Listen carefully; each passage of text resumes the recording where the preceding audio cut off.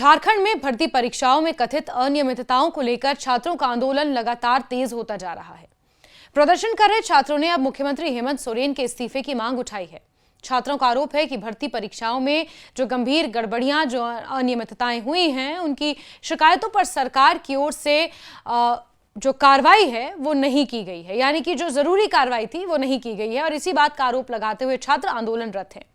इसी नाराजगी के बीच जेपीएससी जेएसएससी रिफॉर्म्स मंच ने 20 अगस्त को मुख्यमंत्री आवास के घेराव का ऐलान भी कर दिया है।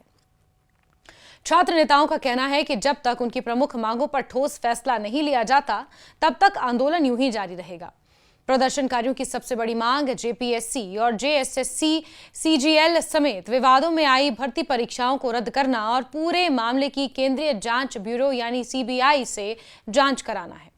उनका आरोप है कि परीक्षा प्रक्रिया में पारदर्शिता और निष्पक्षता को लेकर गंभीर सवाल खड़े हुए हैं। छात्रों का कहना है कि अगर सरकार उनकी मांगों को स्वीकार नहीं करती तो मुख्यमंत्री हेमंत सोरेन को पद से इस्तीफा दे देना चाहिए। छात्र नेता पीयूष कुमार ने रांची में आयोजित प्रेस कॉन्फ्रेंस में आंदोलन को और व्यापक बनाने की घोषणा की। उन्होंने कहा कि भर्ती परीक्षाओं को रद्द करने और सीबीआई जांच की मांग को लेकर छात्र अब राज्य भर में अपना विरोध तेज करेंगे। उनके मुताबिक अगर सरकार इन मांगों पर कोई ठोस कदम नहीं उठाती तो आंदोलनकारी छात्र 20 अगस्त को मुख्यमंत्री आवास का घेराव भी कर सकते हैं। उन्होंने ये भी कहा कि इस प्रदर्शन में झारखंड के अलग अलग हिस्सों से बड़ी संख्या में छात्र और युवा शामिल होने वाले हैं। इन स्टूडेंट्स ने केवल मुख्यमंत्री के खिलाफ ही प्रदर्शन करने का फैसला नहीं लिया है, बल्कि कांग्रेस और उसके वरिष्ठ नेता राहुल गांधी को भी अपने निशाने पर लिया। छात्र नेताओं ने कांग्रेस और झारखंड मुक्ति मोर्चा पर आंदोलन को राजनीतिक रूप देने और सरकार का एक तरह से समर्थन करने का आरोप लगाया। उनका कहना है कि अगर कांग्रेस सचमुच में छात्रों की मांगों के साथ खड़ी होती तो उसे सरकार पर दबाव बनाकर उनकी समस्याओं का समाधान कराना चाहिए था। कम से कम कांग्रेस को तो आगे आना चाहिए था। और इसी के तहत छात्र नेताओं ने सभी 24 जिला मुख्यालयों में मुख्यमंत्री हेमंत सोरेन और लोकसभा में नेता प्रतिपक्ष राहुल गांधी के पुतले जलाने की घोषणा की। छात्र नेता रविंद्र पासवान ने कहा कि आंदोलनकारी केवल मुख्यमंत्री ही नहीं बल्कि राहुल गांधी का भी पुतला जलाएंगे। उनका आरोप है कि राहुल गांधी ने फोन पर छात्रों से बातचीत तो की, जिसके दौरान उनके समर्थन की बात कही थी, लेकिन इसके बावजूद कांग्रेस राज्य सरकार के साथ खड़ी दिखाई दे रही है।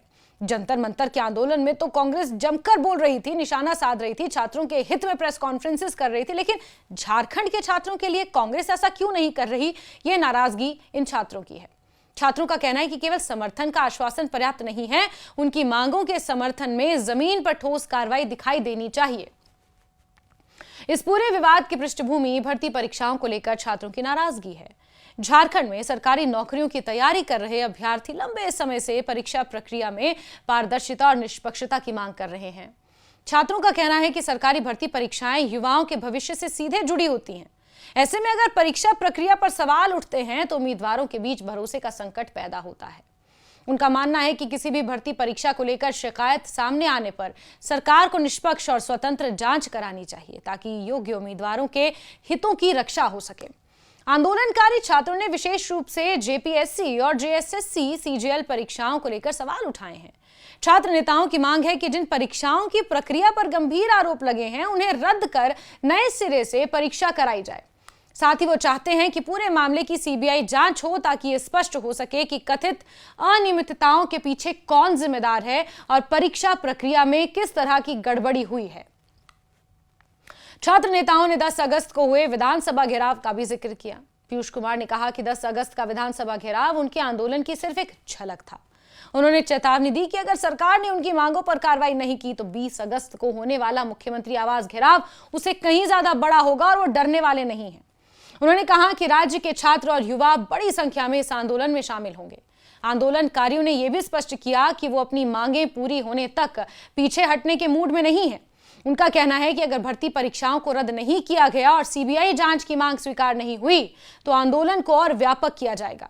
छात्रों के मुताबिक ये लड़ाई केवल कुछ परीक्षाओं को लेकर नहीं है, बल्कि राज्य के युवाओं के भविष्य और भर्ती प्रक्रिया में भरोसे से जुड़ी हुई है।